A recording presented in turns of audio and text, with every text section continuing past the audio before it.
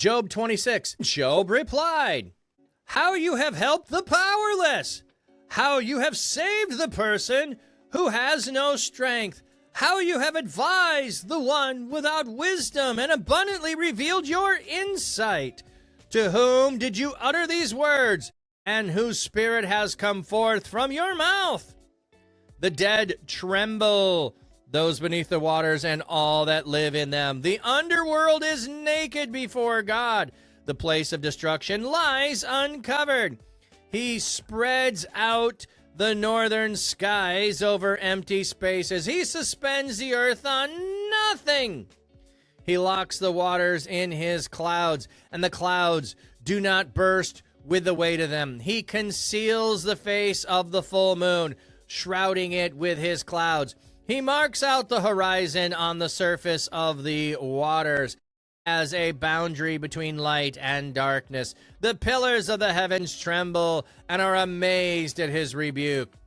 By his power he stills the sea. By his wisdom he cut Rahab, the great sea monster, into pieces.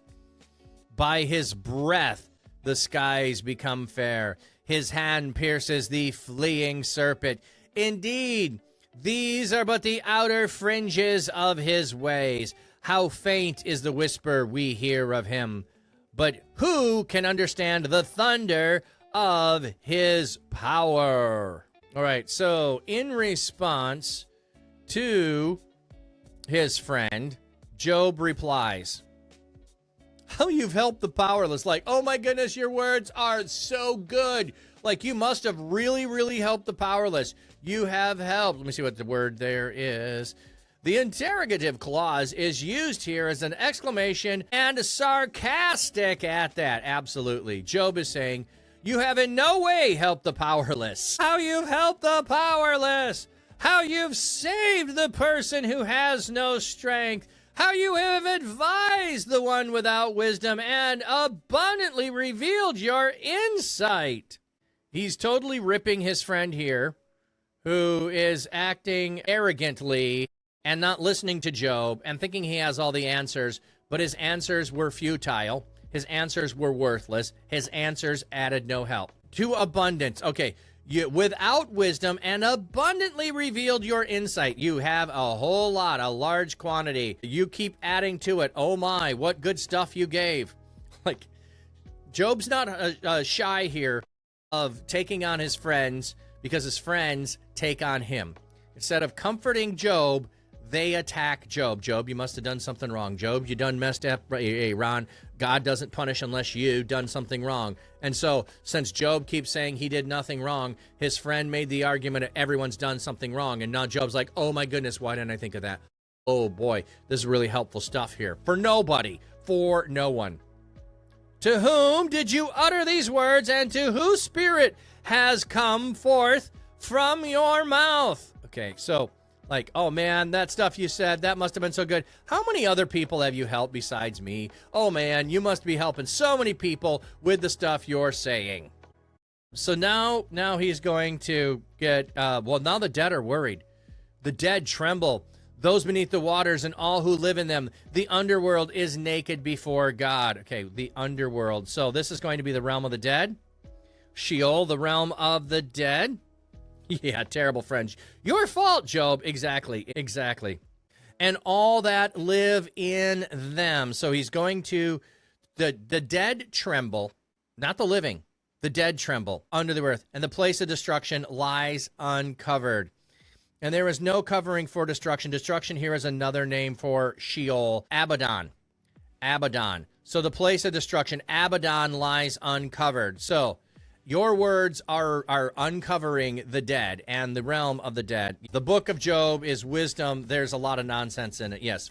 The New Testament still has people thinking about relatives' sin. As he passed by, he saw a man blind from birth. Yes, and whose sin is it? Absolutely supersonic. Yes, so, but still people have a wrong view of consequences of a fallen world happen to people, and we want to jump and say sin is the only thing that can cause it. No, we live in a fallen world, the corrupt world. Corruption corrupts stuff. So having a disease is not a proof of wrongdoing. As a people, the people of God are told when famine happens that famine is a spiritual condition of the people, and we should question what's going on. But as an individual basis, this is not something that the Bible is telling us that we should think about. Now, I also don't think beyond the people of Israel, we're supposed to make those assumptions today. If any group of people, any country has a drought, why? Because they're not in covenant relationship as a country with God. God has not made a covenant relationship with another group of nations such that this would be true of them. So, okay, keep going here. He spread out the night skies over the empty spaces. So, the underworld is uncovered. God sees the nakedness there, but of creation, the night sky covers the empty space.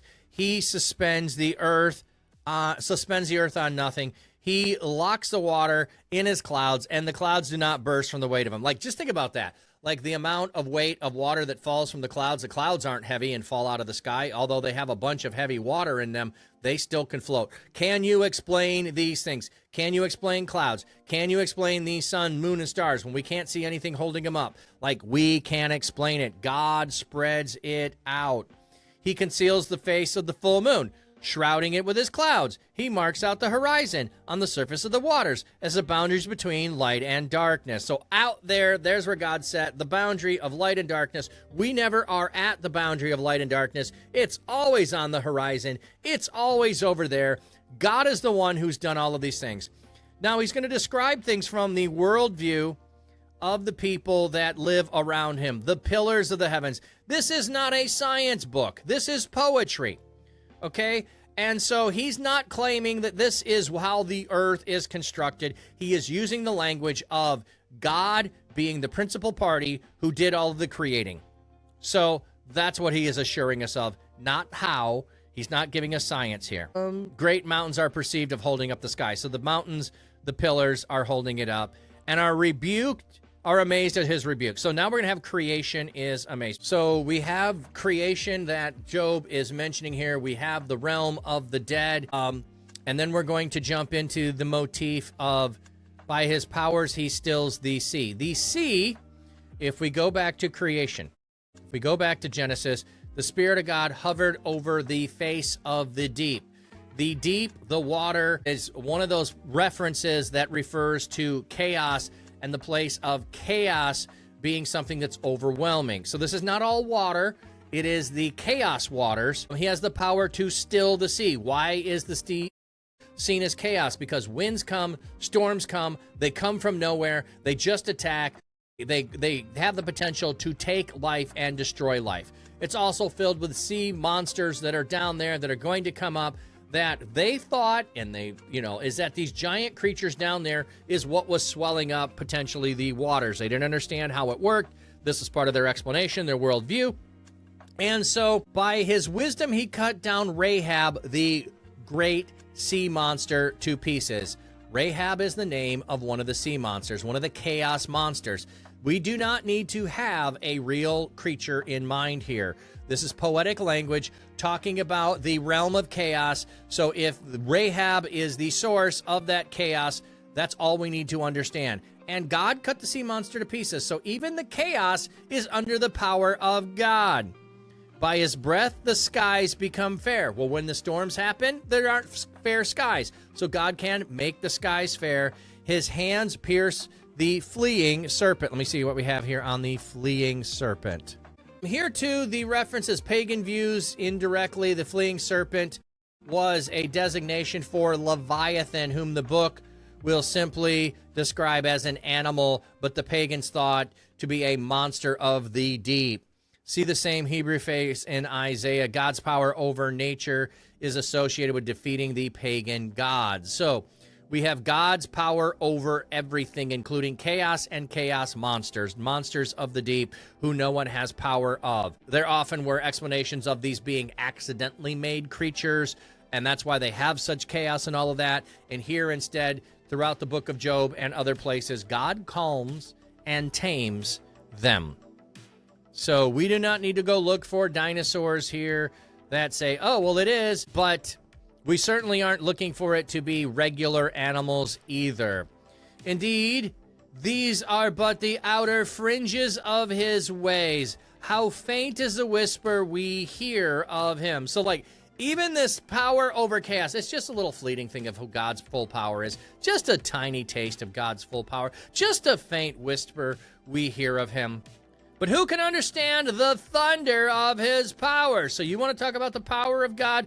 Let me explain to you the real power of God. His power is over chaos. His power is not just looking to go and punish people that are sinful. He is much bigger, much grander than that. Everything is under his power. Let me tell you about how everything is under his power.